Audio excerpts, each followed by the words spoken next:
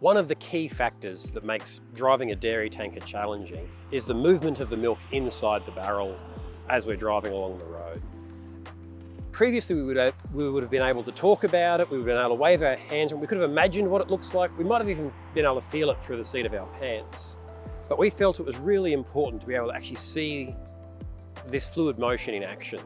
So we've come out, we've got a semi-trailer tanker, and we've put cameras inside the tank, and we're going to look at a few common scenarios. We're looking at slosh as you go through a series of S-bends, seeing the product bank up on the wall as you're going around a long sweeper, and watching it surge longitudinally through the tank under acceleration, braking, or going up and down hills. And we hope this is really helpful to be able to understand how to drive these tankers safely and visualize what that product is doing to the dynamics of your vehicle.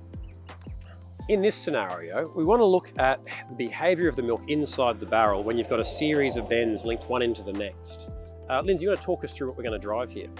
Today we're going to come off the main highway onto an arterial road. It's got a couple of roundabouts in it, so there'll be a sweep right, a sweep left onto the roundabout, sweep right around it, left off and right back to straighten out. So we've got like five or six bends, left, right in sequence? In sequence, yeah. Yeah. I mean, how would that compare to the roads you're normally driving on farm pickup? Probably not quite as close together, but you're still going to have that sweep up, down, round. Yeah, so it could be a sequence of bends, you know, winding down a hill in the countryside. Yep. I know I've been on a run with you out through the back of Mullaney. Yeah. All right, let's see what it does.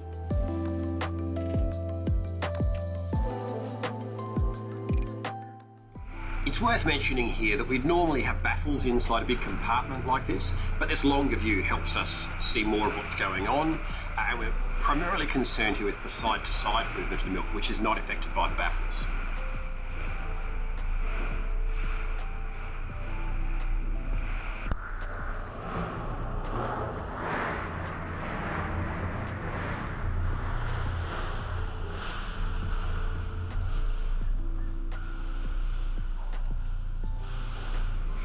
So if we have a look at what's going on inside the barrel, first we turn it right just to approach the roundabout. We see it move up onto that left-hand wall. It's only about 8 degrees we're looking at here.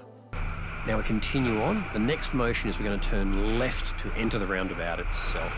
Again, not a huge motion. If we hold it there, we're looking at about 9 degrees. So not huge motions yet, but this is where the big one's going to come. Now we turn it back the other way to really establish it on the roundabout. We see that big motion up onto the left-hand wall. We're looking at 21 degrees there. This is dramatically changing the stability of the vehicle. We come back the other way to exit the roundabout. Another big motion, probably 19 degrees back to the other side. That big left-right whip as we run through this sequence of curves. And then finally, just on this bend to take us away from the roundabout, we're back up around that 19-degree mark. It'd be easy to get caught out by that last turn. Really fantastic footage there. So in this scenario, we're looking at the behavior of the milk inside the barrel as you go around a long sweeping corner, seeing it all bank up on one side. Lindsay, you want to talk about what we're going to drive here?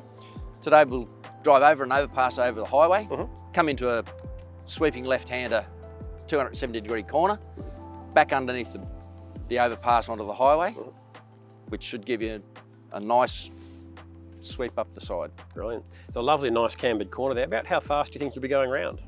Probably around about 40 kilometres an hour. Oh, wonderful. All right, let's see what it does.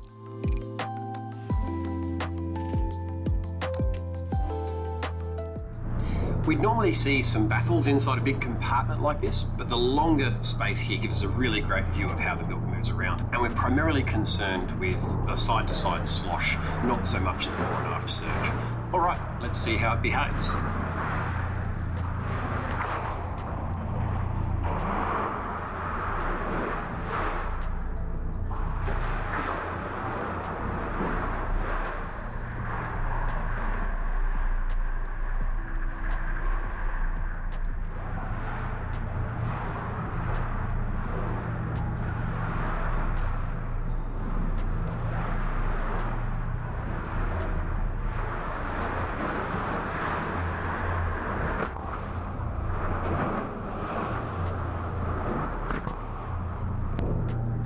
All right, if we focus in now on what's happening inside the barrel, we're sitting about 45% full, so just into that worst case band for the stability of the combination. Looking about 50 kilometres an hour here. We see a bit of fore and aft surge as he backs it off slightly into the on-ramp. He moves across to the right slightly as he turns left to cross that dashed line, settles back down, comes left, and then now that he starts to really commit into the on-ramp, we see it to start to bank up onto that right-hand wall. Look how far that product's moving and have a think to yourself, what's that doing to the stability of that vehicle? In fact, if we hold it there, what we've got here is about 21 degrees of angle on the top of that liquid. If we think about it in terms of the stability triangle, how far do we have to push that combination before we start picking wheels off the ground and having bad things happen? For a static load with it centered, we'll be talking maybe 30-something degrees. So we've got a lot of margin up our sleeve. But now that product's come across to the right-hand side, that margin might have been thinned down to maybe 10 or 12 degrees further. We don't have to push that much harder before those bad things start to occur. And this is really the key thing to keep in mind around the dynamics of your vehicle when you're driving with a partly loaded tank. All right, let's run it through to the end now. Look, I know we'd normally have baffles in a big compartment like this, but it's such great footage. I love seeing the way that product moves as he starts to accelerate up onto that freeway there. Just a fantastic view. In this scenario, we're looking at the movement of the milk inside the barrel fore and aft, longitudinally, what we call surge. We're looking at two different behaviours. Firstly, surge as you're going just up and down hills, and the product naturally flows to the back on up hills and to the front on down hills. And in the second scenario, we're looking at behaviour under brakes. You want to tell us about the stop we're going to do here, Lindsay? We've got a nice little straight stretch of road, probably come in at about 40 kilometres an hour and hit the brakes, not hard, but enough to slow us down reasonably quickly without dragging the brakes. Yeah, so we should hope to see the product moving around the baffle and see how much that baffle slows its progress. I'd describe it as the stop. Perhaps the light goes orange and it's just enough that you're not going to go through. So it's not an emergency stop like someone running out in front of you, but it's still towards the firmer end there. All right, let's see how it behaves.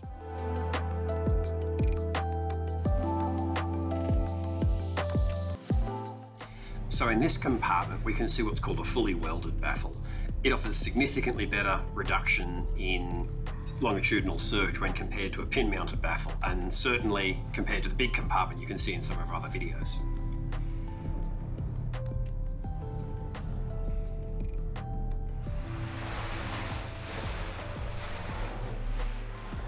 So focusing on what's happening inside the barrel, we're in the front compartment of the tanker here with about 30, maybe 35% full. It's got a fully welded baffle, so we've got a big personnel access hole and then small holes, one on each side, one up near the roof to let any air move through, and also be one down the floor for unloading. And when he starts to brake, we see it all rush forwards there, particularly through that big personnel access hole, which might seem like a lot of movement. But if we jump across now and look at the footage of an unbaffled barrel, and we see the mobility of the product there and how hard it's hitting those end walls. Or if we compare that to a pin-mounted baffle, I've only got a shot of one here, we don't have the same footage of it moving around. And then we compare that now back to our fully welded baffle, we can see how much it reduces the movement of product just down to those 4 or 5 holes.